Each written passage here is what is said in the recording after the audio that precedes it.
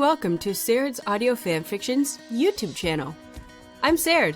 Thanks for tuning in.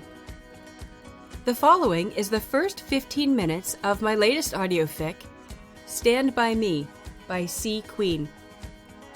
The full audio fic can be found on my website and AO3 profile page to listen to and download. Right, with all that out of the way, let's get to it. Happy listening. Every truly bad thing to happen in Kyoko's life was because of Sho Fuwa. Okay, so maybe that was a bit of an exaggeration, but more than anyone else in her life, Sho had had the most negative impact on it. It was his fault that she had emotional and relationship issues, that she hadn't ever had a girlfriend until the age of 16, that she'd been bullied most of her life. And he was even indirectly responsible for getting her a crazy-ass stalker. Yes, Kyoko felt it was safe to say that Sho was her own personal demon from hell. He was also the reason she was currently facing her potentially fatal demise. Sure, he would probably argue, since it was Sho after all, that she'd chosen to take the job in the first place, and therefore he wasn't responsible for her present situation. Bullshit. He'd tailor-made this job for her, knowing that she wouldn't be able to resist it even if she wanted to. And since her goal in life was to become a bigger star than Sho, any opportunity, especially one he presented that could further her career, was a must grab. So she'd agreed to appear in his latest promo clip, one that had her playing a rich young lady helplessly in love with a man who would do her wrong. It was tailor-made for her, all right. She even got to shoot him in the end for using and discarding her. Not that she would get her chance to, seeing as she was going to die without ever getting the satisfaction of pointing that prop gun at the bastard and pulling the trigger. And she'd really been looking forward to that. But no, it was not to be. No, she was fated to fall to her death, impaled by the wreckage beneath her that had once been stage equipment and the balcony she'd been standing on prior to the accident. She certainly wasn't standing on it now. The wood, which must have been rotted, had given out from under her, and she was now frantically holding on to the side of the newly created hole, which was creaking and widening as she watched in resigned horror. Her hands were screaming with pain, blood dripping and sliding down her arms from where the wood shards had embedded themselves into her skin. But she held on, too stubborn to go to her death so easily. They'd already tried to come up the steps and onto the balcony to pull her up, but that idea had been abandoned when one of the beefier stagehands went through the stairs he'd been attempting to climb to get to her. The stairs were now a no-go. Now all they could do was watch from below as she hung there, hoping that the men dispatched to find something for her to land on would come through in time. Kyoko wasn't counting on it. Kyoko was sorry that Director Ogata would see her die. He was so delicate, after all, and he really was fond of her. This was definitely going to give him nightmares. Plus, he was there because she was supposed to be going with him to meet Suraga-san at a nearby restaurant, to discuss possibly teaming up again on a new drama he was directing. Now, she'd never hear about the plot, much less to star in it. Maybe she should call down to him to give the part to Moko, a sort of final present to her very best friend in the whole wide world. Surely Moko would be appreciative. Then again, she and Moko were rarely offered the same sort of roles, so maybe the role Ogata had said was made for her would be something Moko wouldn't want to do. Then she'd be leaving her best friend with a present Moko wouldn't want. That just wouldn't do. And she was in just too much pain to pay proper attention if she were to ask Director Ogata to summarize the plot for her now. Especially since he may or may not have passed out already from the shock of her imminent demise. Below her, she could hear Sho again loudly ordering her to let go and let him catch her. But Kyoko ignored him as easily as he'd once done to her. No way in hell was she putting her fate in his hands. She'd rather be literally impaled than owe him her very life. The things he'd make her do were far worse than anything hell had to offer her. Besides, he would probably drop her even if she did let go, unable to take her weight and the force of the fall, the pansy ass. Then, knowing her luck, he'd end up impaled too and blame it all on her. She'd never rise to the top of the entertainment industry if she was responsible for his untimely death. He was just too damn popular. The bastard. Besides, no way was she letting him be the Japanese version of James Dean. No way in hell. She was going to outshine him, and she couldn't do that if he was dead and she wasn't. Was there an entertainment industry in the afterlife? It was something to think about. Now, producer Asami was joining in, begging her to let go so that Sho could catch her. Kyoko was sorry to ignore her, but her prior decision to die first still held. She knew that the woman would blame herself, and Kyoko felt awful about that, but saw no way to change that. She was the producer, after all, which made her in charge of everything, including the sets. Kyoko figured that it was at least something to know that Asami would go after the set people like a hound on a fox. She was only sorry she'd miss it and could join in. Maybe she could, though, since she could always come back as a ghost and haunt their asses. Boy, then they'd be sorry. She'd definitely go Mio on all their asses. Slightly cheered at the thought, Kyoko paused her thoughts to once again call down to Asami that she wasn't letting Sho catch her, and that she didn't blame her in the least.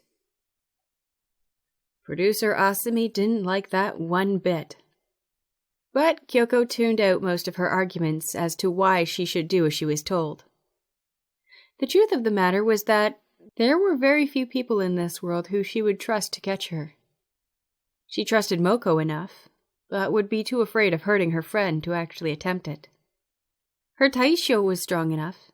She might let him, if she was sure there was a good chance neither of them would sustain any real injury. Yashiro-san, too, would be another pick for her, though she wasn't entirely sure he'd be up to the task. Her pick of choice would be Tsuruga-san, of course. Yes, if he were at the bottom, she'd most definitely trust him to save them both. He was a man a woman could depend on. She was sorry now she hadn't told him more often how much she appreciated having him in her life. In fact, she regretted that even more than she regretted not saying proper goodbyes to Moko, Maria, her guardians, and all her other friends at LME. Tears welling in her eyes, Kyoko acknowledged that what she'd really regret is that she'd never told Tsuruga-san how much she loved him. She'd never told him that she knew he was Korn and Kyon. That she'd never told him because actually telling him would mean admitting to herself that the one man she might have entrusted her heart to was actually accessible, instead of a fairy tale character. So, she would die, Kyoko thought, and he would never know that there was someone who loved him as much as she did. Not Ren Tsuruga, but the real man, Kyon, with all his demon lord and king of the night powers. He would never know that she knew all about his past and didn't care a whit. Yeah, she was definitely going to die with regrets. Damn it, what's taking them so long?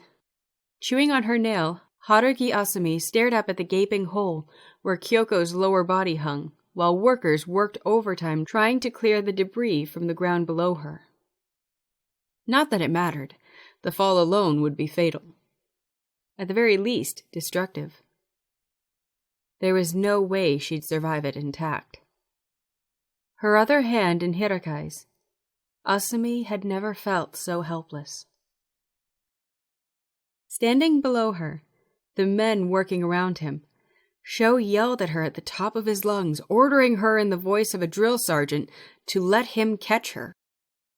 Only someone who knew him well would have heard the outrageous terror behind his barked orders.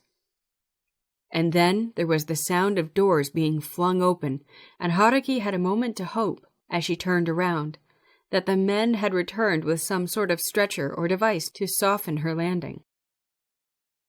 What she saw instead was a dark blur, a single individual running at full speed in the direction of Sho. All eyes turned in that direction as they watched as the legendary king of the entertainment industry, Ren Tsuruga, push Sho back and turn his attention to Kyoko with a fierce aura that had even Sho taking a step back. "I'm here now, Kyoko. Let go now." And just like that, to everyone's amazement, Kyoko let go. All eyes were on her as she came down in a blur of blue silk, the color of her dress for the scene. She landed in Tsuruga's arms with a thud, the man barely buckling under the force of her ascent. As soon as she was safely in his arms, he was hurrying away from the wreckage, ignoring everyone's shouts and cheers as he headed in the direction of the chairs set aside for the actors. Taking a seat with her still in his lap, he demanded a first aid kit immediately. Everyone crowded in to get a better look, while Director Ogata hurried off to follow Tsuruga's demands. Ignoring the people crowding in around them, Ren had eyes only for Kyoko. "Let me see your hands," he demanded softly, having already noticed the lines of blood running down her bare arms. Hissing in response, Ren took in the blood and shards of wood sticking out of her skin like they were piercing him as well. Cradling her close against his chest, he again issued his command for a first aid kit, all the while rocking her slightly as he would a child, whispering nonsense words of comfort for both their sakes. Staring over a tech's shoulder, Sho felt sick over the damage, wanting to say something but unable to. She must be in so much pain, he thought, dreading the thought of looking into her face and knowing he was responsible for the pain he'd see there. But he forced himself to look, and was shocked all over again. Her face was resting against Tsuruga's shoulder, but what was visible suggested she wasn't in pain at all. There was a faint blush to her cheeks, but she looked content, at peace somehow, in a way he'd never seen before. Was she in shock? Kyoko barely felt the water that was poured onto her hands to clean the blood off, or the prick as Tsuruga-san cradled her right hand with one of his own, while using the tweezers with the other to pull out the slivers embedded in her bloodied hand. In some part of her mind, she was screaming at the pain, but she was so glad to be alive and in his arms that she couldn't even acknowledge the part of her that was in complete agony. No. As long as she remained where she was, safe and secure in his arms, Kyoko couldn't imagine being anything but deliriously grateful with the world in general. Having finally caught up with Ren, who'd left the restaurant like a bat out of hell after receiving a phone call from Director Ogata, Yashiro took instant stock of the situation, got a pair of tweezers from one of the makeup girls, and went to work on her other hand, loudly apologizing every time he had to touch her. Watching over Ren's shoulder, Ogata finally felt able to draw a proper breath. She was going to be all right. "Thank God you got here in time." "I owe you big," was Ren's response, briefly turning his head to meet Ogata's gaze before he turned back to what he was doing. "You called him?" Haruki asked, remembering briefly seeing him with a phone in his hand when she'd been busy trying to help Sho talk some sense into Kyoko. Nodding, the director gave her a big smile. I knew she didn't trust him to catch her. Around that time, the medics finally got there, having been held up by a traffic jam right by Queen Records. Kyoko's hands were soon expertly bandaged, and the medics announced her fit to leave, with the condition that she see a doctor and get a prescription for the pain they were sure would arise once the actress got over her ordeal. Don't worry about a thing, Haruki assured Kyoko, trying not to stare at the girl in Tsuruga. Well, that's it.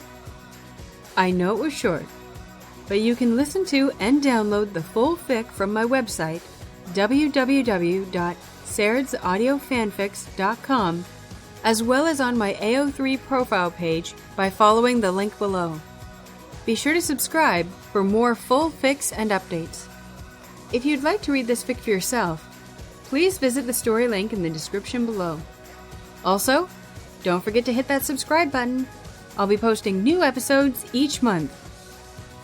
Until next time, happy listening.